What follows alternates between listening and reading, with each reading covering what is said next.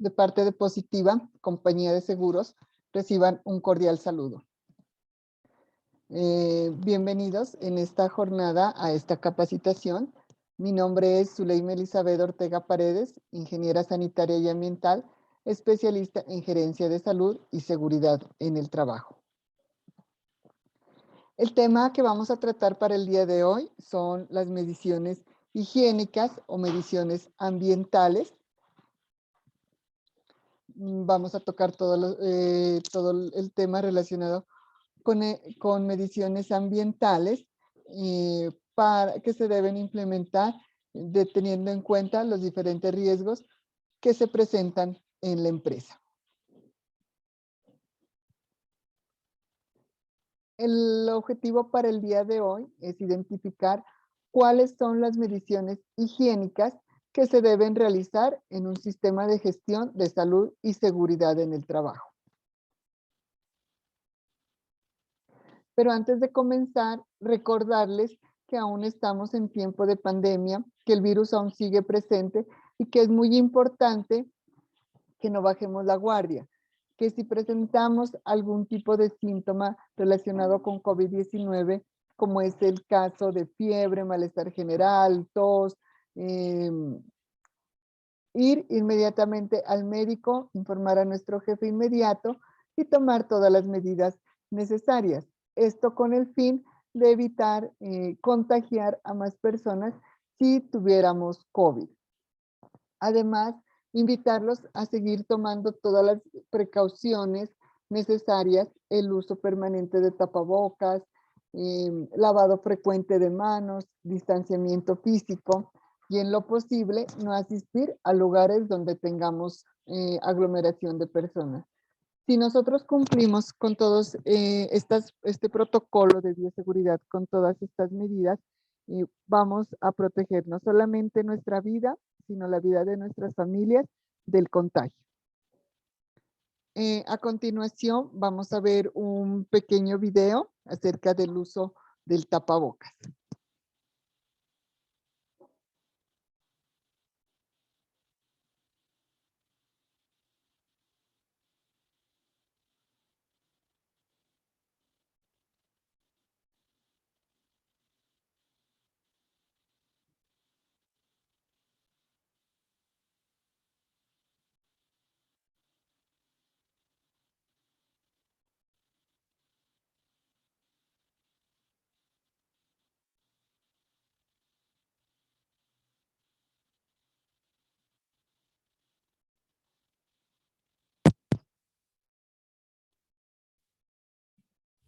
Creativo presenta excusas para quitarse la mascarilla.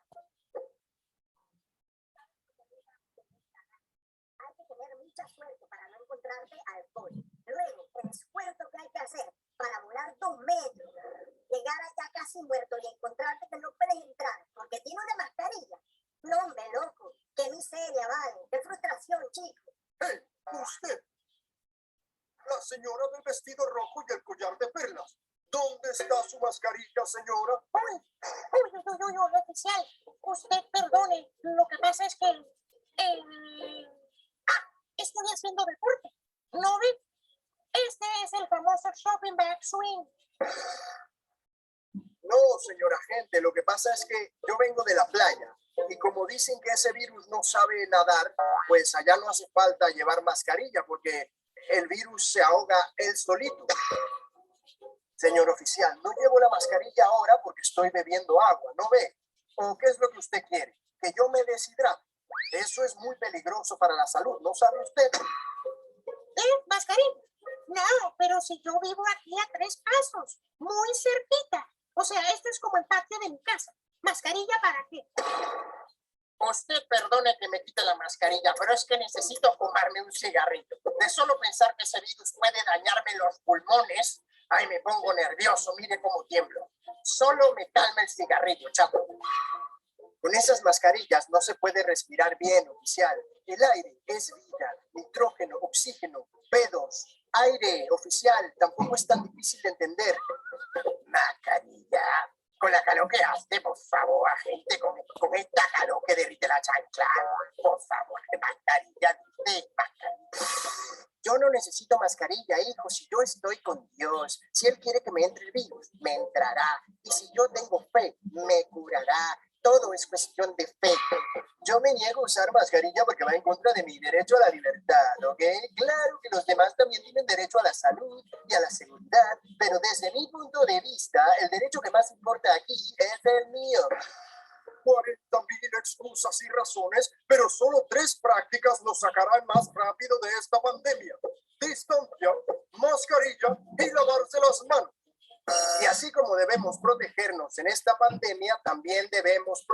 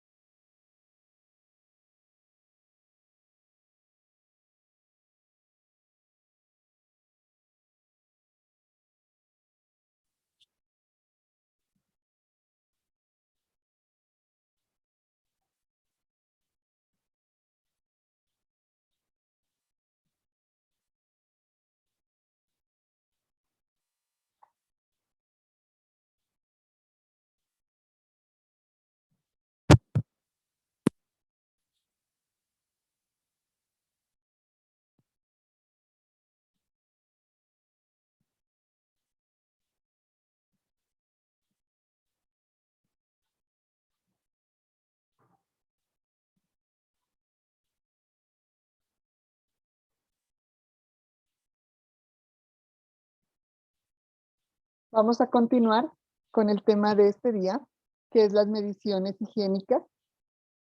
La salud y seguridad en el trabajo lo que nos invita es a prevenir accidentes y enfermedades de tipo laboral. Esto se puede generar a través de la identificación, primero, de los peligros y los riesgos a que están expuestos los trabajadores. De esta manera, determinar cuáles son los controles que se pueden implementar para evitar los accidentes y las enfermedades de tipo laboral. Y parte de este proceso es realizar las mediciones higiénicas o las mediciones ambientales para determinar en algunos peligros y en algunos riesgos los niveles a que están expuestos los trabajadores, como es en el caso del ruido, de las vibraciones, de las radiaciones ionizantes, de la temperatura, de la iluminación. En esta capacitación vamos a mirar cuáles son los riesgos que se les debe realizar mediciones higiénicas y mediciones ambientales. Existe una normatividad relacionada a las mediciones higiénicas. Tenemos el decreto 1072 del 2015, la resolución 312 del 2019, donde están los estándares mínimos que deben cumplir las empresas para en el diseño del sistema de gestión de salud y seguridad en el trabajo. Y la GTC 45 del 2012, que es la metodología más reconocida en Colombia para la identificación de peligros y valoraciones del riesgo. Con este GTC 45 es con que se realiza la matriz de riesgos, donde están todos los peligros y la valoración de los riesgos, teniendo en cuenta las tareas y las actividades que realizan los trabajadores. Vamos a ver algunas definiciones que tienen que ver con el tema que vamos a tratar el día de hoy. Las mediciones higiénicas también son conocidas como mediciones ambientales o ocupacionales, de acuerdo al decreto 1072 del 2015, y se realizan teniendo en cuenta la identificación de los peligros físicos, químicos o biológicos y una respectiva priorización donde se demuestre qué tanto es la afectación que tienen estos riesgos en la salud de los trabajadores. Entonces, por eso es tan importante que las empresas también contemplen en su plan anual de trabajo este tipo de mediciones para así mirar qué tanto puede afectar la salud de los trabajadores, los riesgos a los que están expuestos.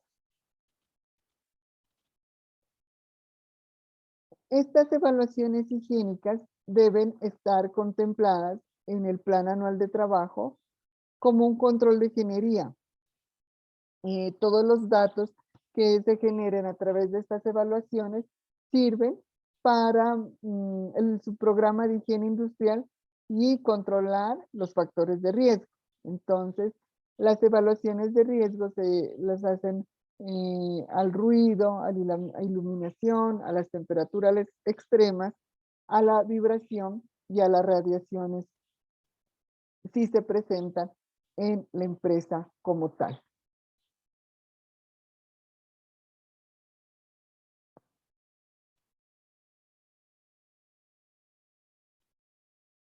Esta tabla donde encontramos la descripción y clasificación de peligros y riesgos. Aquí tenemos los peligros y los riesgos posibles a los que están expuestos los trabajadores. Esta tablita la encontramos en la GPC 45. Es una guía para elaborar la matriz e ir observando en todas las áreas, en todas las tareas, a qué riesgos están expuestos. ¿A qué riesgos se les debe hacer las mediciones higiénicas? Al riesgo biológico, al riesgo físico y al riesgo químico. A estos peligros, con su respectiva valoración también que se realiza en la matriz de riesgo, se les debe hacer mediciones higiénicas.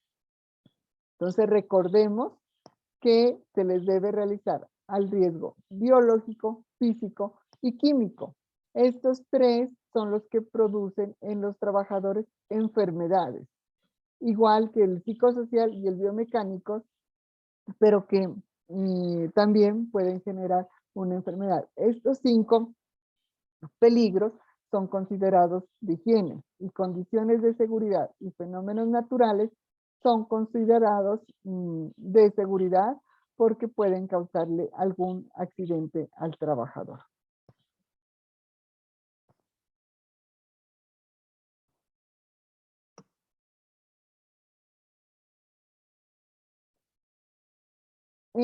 Tenemos unas principales vías de ingreso al cuerpo de cualquier agente contaminante como químico, físico, biológico, que pueden producir en las personas un efecto negativo, ya sea una enfermedad, entre las cuales tenemos lo que son unas alergias. Entonces, pueden ingresar estos contaminantes a través de la piel, a través de la vía digestiva, a través de una herida o a través de las vías respiratorias. Estas son las principales vías de entrada de estos agentes contaminantes como químico, físico y biológico. En la matriz de peligros y valoración del riesgo vamos a encontrar toda la descripción de ese peligro con sus respectivos riesgos, cuáles son los controles existentes, qué se debe hacer para mejorar. Entre ellos, pues tenemos lo que son las mediciones higiénicas que van a ayudar a tomar decisiones para la intervención de estos peligros o de estos riesgos.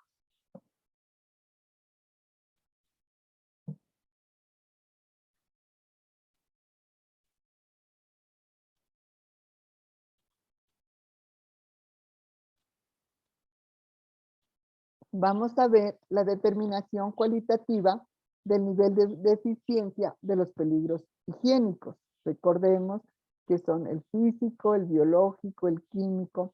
Ellos son peligros higiénicos. Cuando no se tiene disponible mediciones higiénicas, se puede utilizar algunas escalas para determinar este nivel de deficiencia y así poder valorar el riesgo que se deriva de los peligros higiénicos. Es una manera sencilla que se tiene en cuenta su elección, es objetiva y aunque puede cometerse errores, por eso pues no es muy recomendable debido a estos errores que se puede cometer.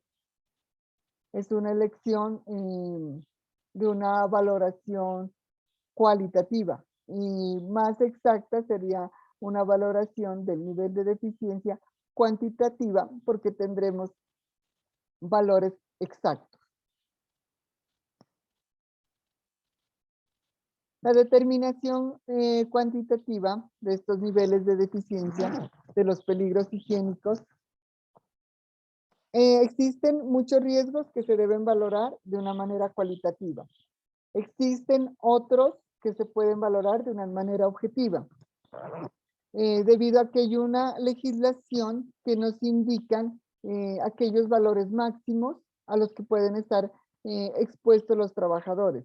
Hay normatividad nacional o internacional y se debe comparar los resultados que se obtengan para mirar en qué nivel o qué valores se tiene en la empresa y si está dentro de los establecidos en la normatividad ya sea colombiana o la normatividad internacional.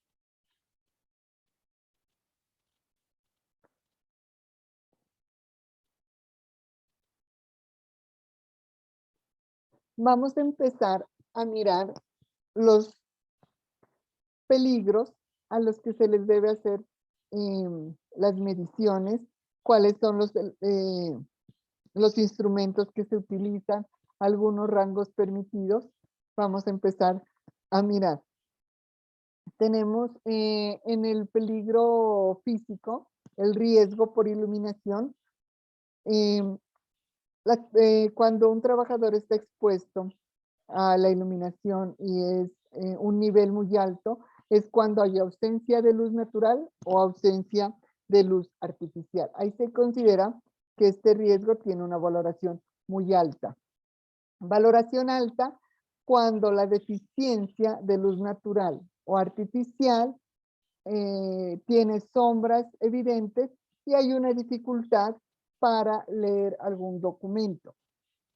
En la parte de valoración media se percibe algunas sombras al ejecutar alguna actividad, como por ejemplo escribir. Valoración baja, hay ausencia de sombras. Entonces, en la iluminación, miren que se presenta ausencia, deficiencia, percepción de algunas sombras o ausencia de sombras. Existen algunos límites permisibles para la parte de iluminación. Tenemos la resolución 2400 del 79, la ISO 8995, la resolución 0540 del 2010 y la NTC 4595. En esta tabla podemos observar algunos niveles de iluminación recomendados por la GTC 8 de ICONTEX. La iluminación, además, se puede definir como una radiación capaz de producir directamente sensaciones visuales y su unidad de medida es el lux. ¿Qué equipos se utiliza para realizar las mediciones de iluminación? Tenemos lo que es el luxómetro, que lo podemos mirar en esta imagen, y que su unidad de medida es el lux. Entonces miren que tenemos aquí el equipo para realizar esta medición.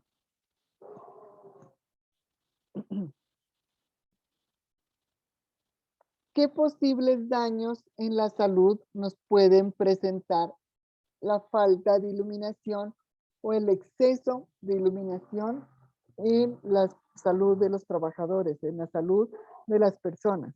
Tenemos pérdida de la capacidad visual, irritación de los ojos, también tenemos lo que es deslumbramientos, brillo, reflejos, sin olvidar que se puede presentar cansancio visual y los dolores de cabeza. Esos son algunos posibles daños que se pueden presentar en las personas por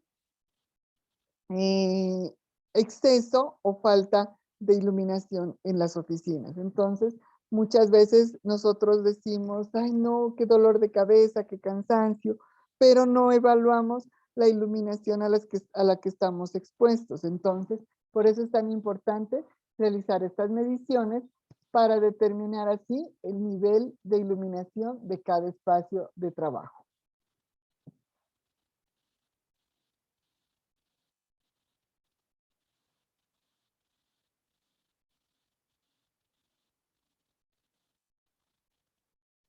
Vamos a ver cuáles son aquellas acciones preventivas que debemos tener en cuenta para este tipo de riesgo.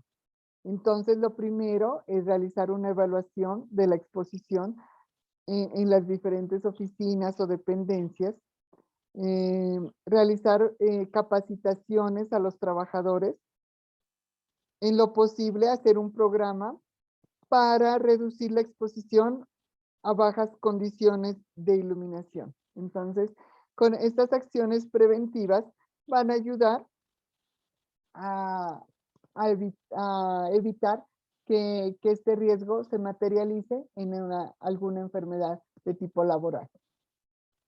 El ruido. El ruido es un sonido no deseado. Su intensidad y su volumen se mide en decibeles. Al medirse el ruido en decibeles, su escala es logarítmica, por lo que va aumentando de 3 decibeles en 3 el nivel del sonido. Y esto representa una duplicación de la intensidad. En la parte de ruido y de otros riesgos, no solo la intensidad es la que determina si es peligroso o no, sino también la duración a lo que se está expuesto, el tiempo a que el trabajador esté expuesto. Entonces, una valoración muy alta del ruido es cuando no se escucha una conversación a una intensidad normal, a una distancia menos de 50 centímetros. Una valoración de este riesgo es alta cuando escuchar la conversación a una distancia de 1 metro en una intensidad normal. Medio, cuando la conversación se puede escuchar a 2 metros a una intensidad normal. Y bajo, no hay dificultad para escuchar una conversación a una intensidad normal a más de 2 metros. Esto en cuanto a la parte del ruido.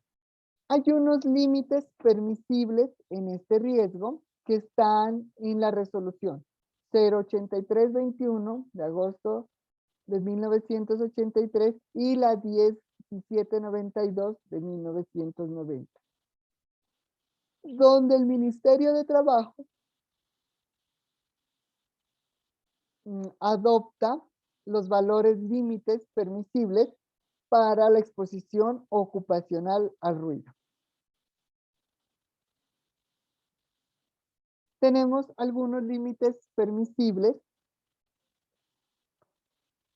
para la exposición ocupacional al ruido continuo o intermitente. Tenemos tiempo de exposición de 8 horas. El valor límite permisible en decibeles es de 85. 4 horas día, 90. 2 horas día, 95 y 1 hora día, 100. ¿Cuáles son los riesgos? La priorización de riesgos inherentes a las sonometrías. Entonces, menor a 80 decibeles, el riesgo es bajo y se requiere ninguna medida de control. Entre 80 y 84.9, el riesgo es medio o moderado y se requiere alguna medida de control en la fuente, medio y trabajador. Entre el 85 y el 99.9 es un riesgo alto y supera el límite permisible, que es hasta los 5 decibeles. Y mayor de 100 decibeles, el riesgo es muy alto y supera el límite permisible en más de 10 decibeles. Esto en cuanto a la parte del ruido y sus límites permisibles. ¿Cuáles son los posibles daños de este riesgo en la salud de las personas? Uno de ellos es la pérdida de la audición, trastornos respiratorios, cardiovasculares, digestivos o visuales. Además, elevados niveles del ruido en las personas pueden producir el trastorno de sueño, que estén irritables y cansancio. Sin olvidar que estar expuestos a muchos ruidos puede disminuir el nivel de atención y aumentar el tiempo de reacción. ¿Por qué? Porque si nos están avisando que vamos a sufrir algún tipo de accidente, que algo se va a caer, pero hay mucho ruido, nos vamos a demorar mucho en reaccionar y se puede sufrir un accidente. Y al estar expuestos a mucho ruido, también las personas pueden perder su nivel de atención porque están distraídos en los ruidos que hay. ¿Qué acciones preventivas se pueden tomar frente a este riesgo? Entre las acciones preventivas tenemos nuevamente realizar una evaluación a la exposición al lugar donde se esté expuesto al ruido. Se debe evaluar como actividad prioritaria para mirar qué tanto ha afectado la salud de los trabajadores. Realizar capacitaciones acerca de este ruido, informar los posibles lesiones que puede sufrir el trabajador al estar expuesto, qué se debe hacer, cuál es el equipo de protección personal que debe utilizar adecuadamente para evitar un accidente. Tener la señalización en las zonas donde se presente este tipo de riesgo. En esta señalización tener en cuenta e informar si se debe usar algún protector auditivo.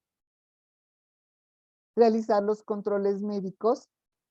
Aquí se puede, teniendo en cuenta la exposición del trabajador, en los controles médicos, ya sean en los controles médicos rutinarios, realizar la revisión a los trabajadores. Y tener un programa donde se tenga en cuenta algunas actividades o algunas tareas que ayuden a reducir la exposición al ruido en los trabajadores.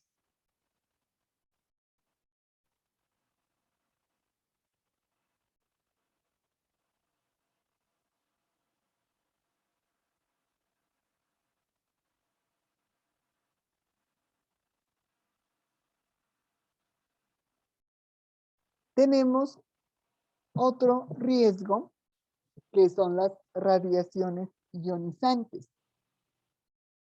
Estas radiaciones son un tipo de energía liberada por los átomos que forman ondas electromagnéticas o partículas.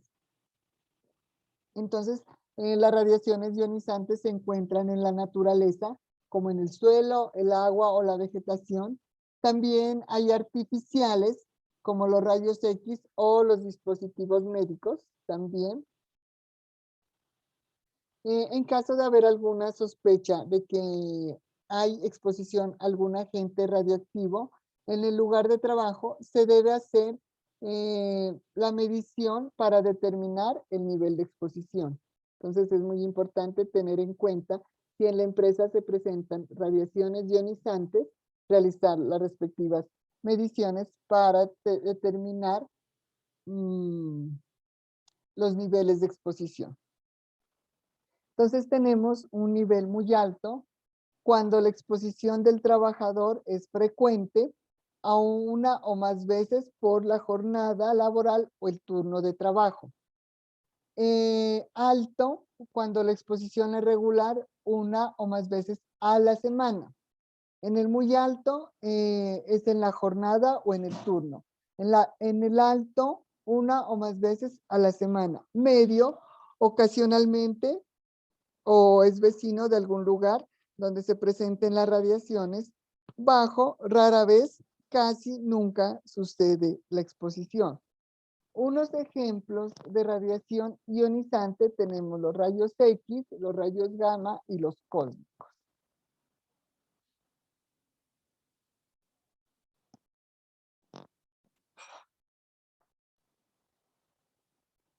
Estos rayos se miden en milisievert, que es la medida de exposición de la radiación. Tenemos límites permisibles anual 50, hora 2000 horas al año 0.025, diario 8 horas día 0.08, semana 5 días en una semana, que es 1, mensual 4 y trimestral 12.5. Estos son los límites permisibles a exposición a radiaciones ionizantes. Mire que son valores mínimos, pero si nos damos cuenta, estar expuesto a este tipo de radiaciones pueden generar graves accidentes de salud.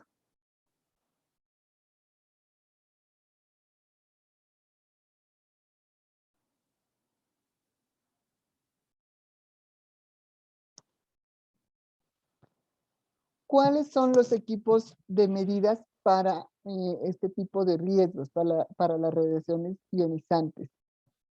Tenemos lo que son contadores de radioactividad, dosímetros de radioactividad. Estos son algunos equipos de medida para este tipo de riesgos de radiaciones ionizantes. Los contadores de radioactividad y el dosímetro de radioactividad.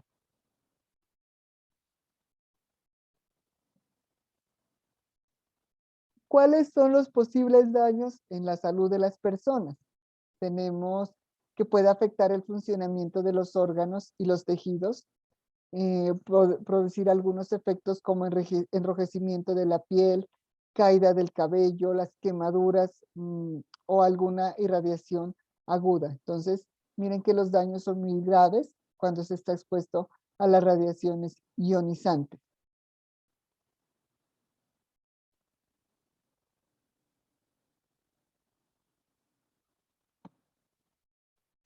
¿Qué acciones preventivas se debe tomar frente a este tipo de riesgo?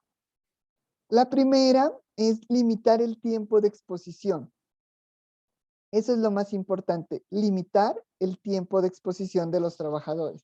Si tiene que estar expuesto el mínimo tiempo posible para evitar algún efecto negativo. Aumento en la distancia a la fuente de generación radiactiva. Se debe aumentar esa distancia para evitar las enfermedades o los efectos negativos. Utilizar blindajes, apantallamientos que sirvan como protector de la salud de los trabajadores.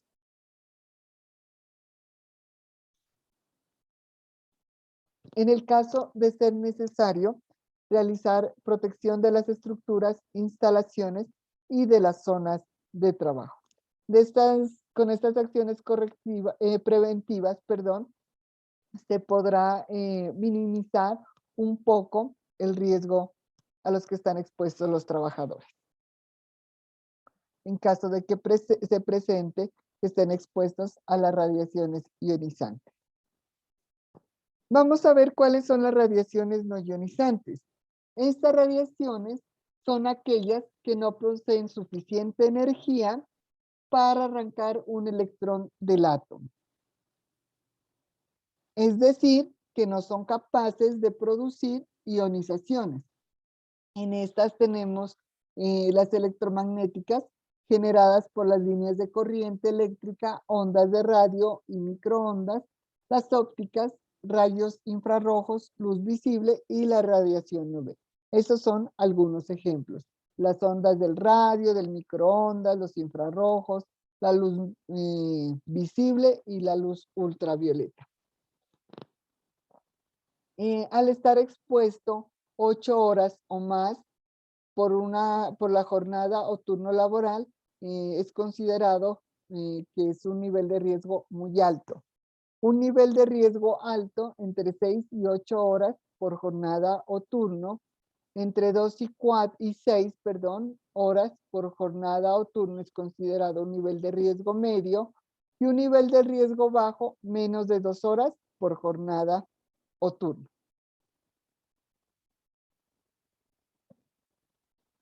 ¿Cuáles son los límites permisibles para la radiación no ionizante? Lo encontramos en el decreto 195 del 2005, acuerdo 009 del 2009, el decreto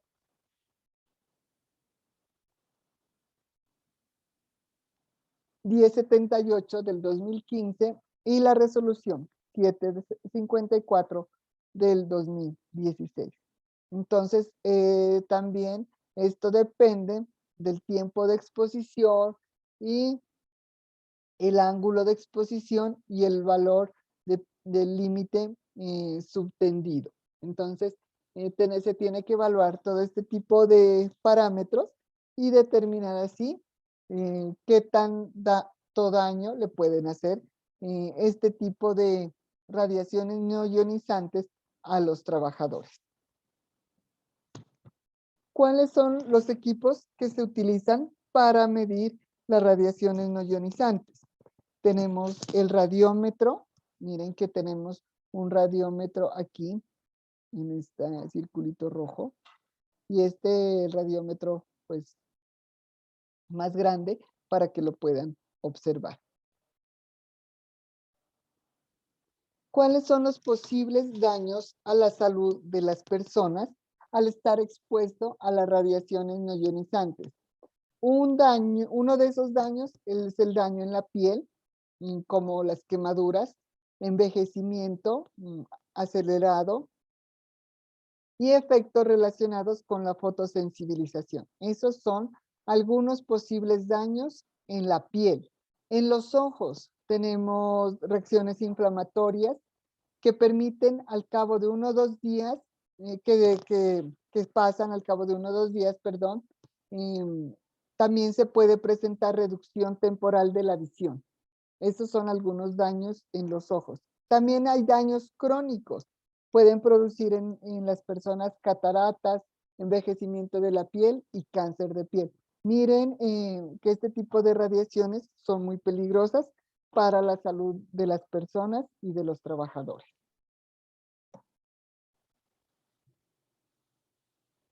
¿Qué acciones preventivas se podrán tomar para evitar que estos niveles de radiación afecten a la salud de las personas? Realizar una evaluación a la exposición a los que están expuestos, formación a los trabajadores y brindarles toda la información necesaria de este tipo de riesgo, una señalización a las zonas donde posiblemente hay exposición y controlar la exposición de otros trabajadores, tener un programa para reducir la exposición a radiaciones no ionizantes. Lo más importante, dotar el equipo de protección a los trabajadores, pero también capacitarlos en su uso. Y en lo posible, estar verificando que esos equipos estén funcionando bien, que estén en buen estado. De lo contrario, realizar las respectivas reposiciones y realizar los controles médicos. Estos controles médicos se hacen a través de los exámenes médicos ocupacionales, ya sean de ingreso, periódicos o de egreso.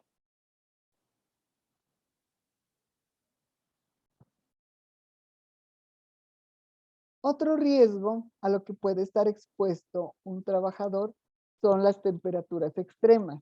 La temperatura es la exposición a un rango de temperatura por encima o por debajo de la temperatura corporal, que afectan la salud de las personas. Entonces, en temperaturas extremas tenemos un nivel de riesgo muy alto cuando la percepción subjetiva de calor o de frío es en forma inmediata en el sitio. Nivel de riesgo alto cuando la percepción de calor o frío se siente luego de permanecer 5 minutos en el sitio. Medio, cuando hay algún disconfort con la temperatura después de 15 minutos, y bajo es la sensación de confort térmico, cuando uno está conforme con la temperatura a lo que está expuesto.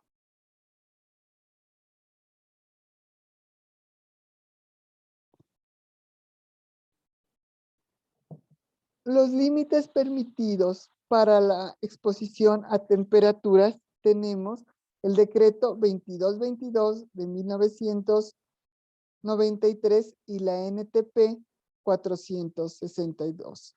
En este cuadrito encontramos la temperatura y la exposición máxima diaria cuando es baja temperatura. Entre 0 a menos 18 grados centígrados, sin límites, siempre que la persona esté vestida adecuadamente. Entre menos 18 y menos 34 grados centígrados, el tiempo total de trabajo son 4 horas, alternando 1 hora dentro y 1 hora fuera del área donde está la baja temperatura. Entre menos 34 a menos 57 son 2 periodos de 30 minutos cada uno con intervalos de por lo menos 4 horas. Tiempo total de trabajo permitido, 1 hora. Temperaturas entre menos 57 a menos 73, el tiempo máximo son 5 minutos durante un día de trabajo de 8 horas. En este caso de estas temperaturas extremas es muy recomendable el uso de cascos herméticos que cubran totalmente la cabeza y que tengan un tubo respirador que pase por debajo de la ropa hasta la pierna para calentar el aire que el trabajador va a respirar.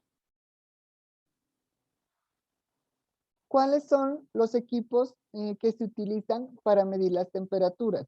Tenemos el medidor WBGT, mediciones exhaustivas, el anemómetro o termigrómetro, que es para hacer mediciones sencillas y que son fiables. Tenemos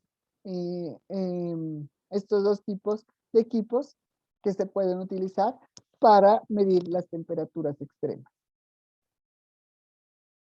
Tenemos algunos posibles daños en la salud, como es la hipotermia, el malestar general, disminución de la destreza manual, comportamientos extravagantes, congelación de los miembros e incluso la muerte cuando la temperatura del cuerpo es inferior a 28 grados centígrados. La hipertermia se presenta en trastornos psiconeuróticos, calambres, agotamiento, trastornos en la piel como las quemaduras, las erupciones, el enrojecimiento. Estos son algunos posibles daños en la salud al estar expuestos a temperaturas extremas, ya sea de frío o de calor. ¿Qué acciones preventivas se debe tomar frente a las temperaturas extremas? Lo mismo que en los anteriores riesgos, realizar una evaluación de la exposición, formación y capacitación a los trabajadores, un programa para reducir la exposición a estas condiciones térmicas, tener los equipos de protección personal individual adecuados y que los trabajadores sepan usarlos y estén capacitados. Igual que el control médico periódico para realizar los respectivos controles en la salud de los trabajadores.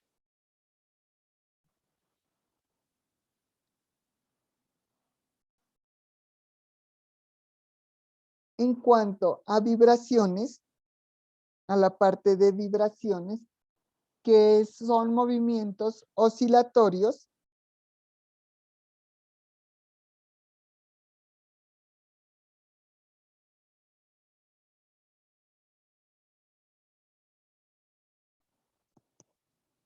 de un cuerpo elástico con respecto a una posición de referencia. Se puede transmitir al cuerpo a través de la mano, brazo o a través del cuerpo entero y se mide en metros por segundo cuadrado. Entonces tenemos una valoración del riesgo muy alto cuando es percibir notoriamente las vibraciones en el puesto de trabajo.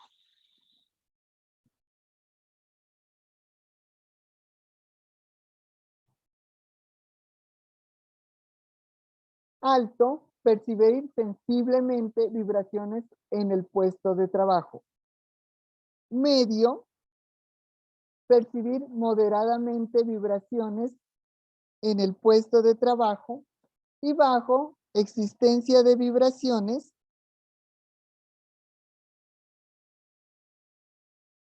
que no son percibidas.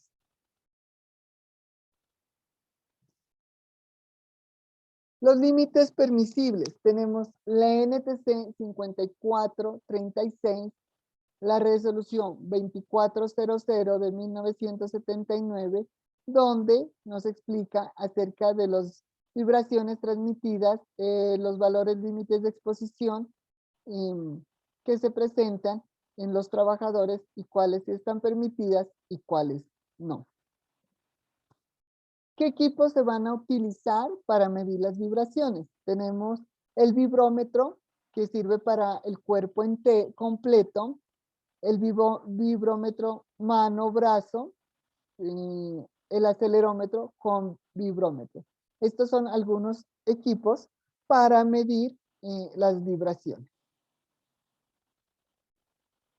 Algunos posibles daños en la salud: tenemos trastornos respiratorios, musculoesqueléticos, sensoriales, cardiovasculares, efectos en el sistema nervioso, en el sistema circulatorio, en el sistema digestivo, y puede afectar la disminución del rendimiento de trabajo.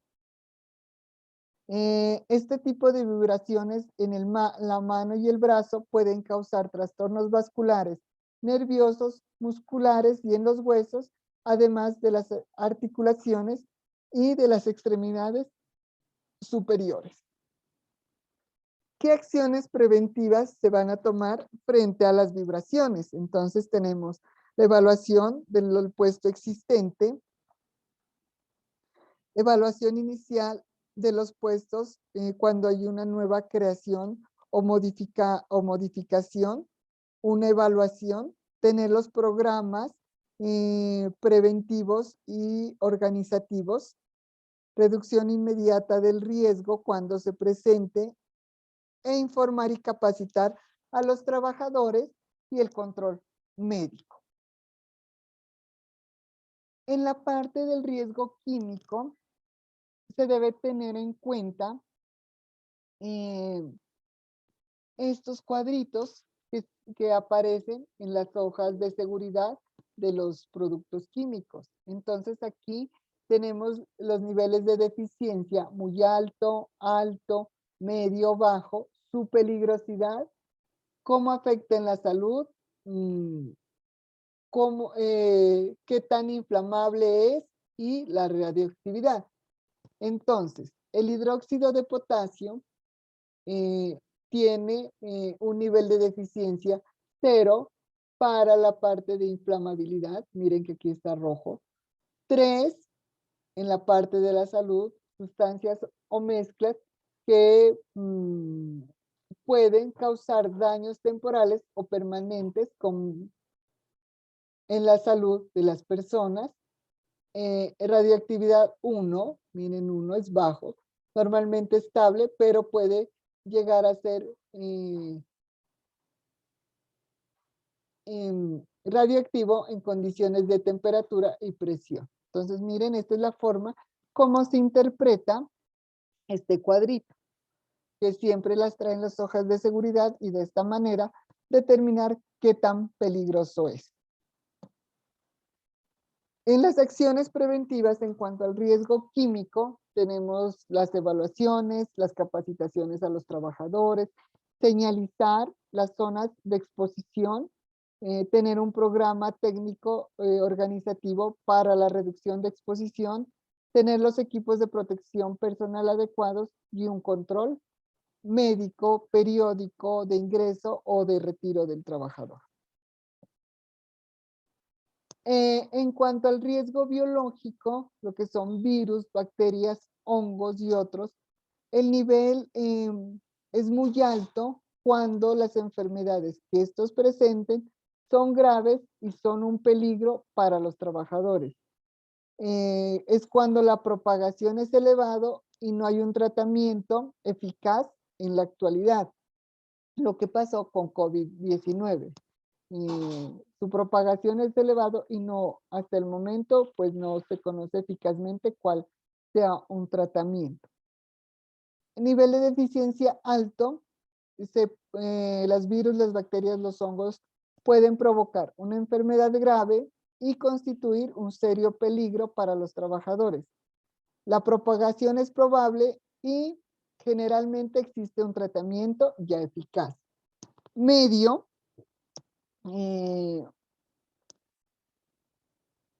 causa una enfermedad y es peligroso para los trabajadores. Su propagación es poco probable y generalmente existe un tratamiento eficaz. Y bajo, casi no puede causar una enfermedad y no hay riesgo de propagación y no necesita algún tratamiento. Entonces, miren que en la parte biológica también hay una valoración de los riesgos desde muy alto, alto, medio y bajo. Se debe actuar frente a los riesgos en tres aspectos. Un control en la fuente, cuando se pretende eliminar o reducir el riesgo en el origen donde se presenta. Entonces se hace un rediseño de todo el proceso. En la fuente es la eliminación o reducción. Medio, se modifican las condiciones de transmisión y propagación entre la fuente y el trabajador. Por ejemplo, una ventilación. Receptor, cuando se limita la exposición de los trabajadores al riesgo. Entonces, un ejemplo es reducir el tiempo de exposición. Entonces, miren, estas son tres actuaciones generales de control frente a este tipo de riesgos. En la fuente, en el medio y en el receptor o en el trabajador. Esta era la presentación, la capacitación en cuanto a mediciones higiénicas, que es muy importante que ustedes como integrantes del COPAS lo conozcan y estén al tanto cuando se va a realizar estas mediciones, que las pueden encontrar en el Plan Anual de Trabajo. Espero que les sirva mucho a ustedes en su día a día y en las actividades que como COPAS las vayan a realizar. Espero, si tienen que contestemos el taller adjunto después de haber mirado esta capacitación. Muchas gracias por su atención. Que tengan un feliz día.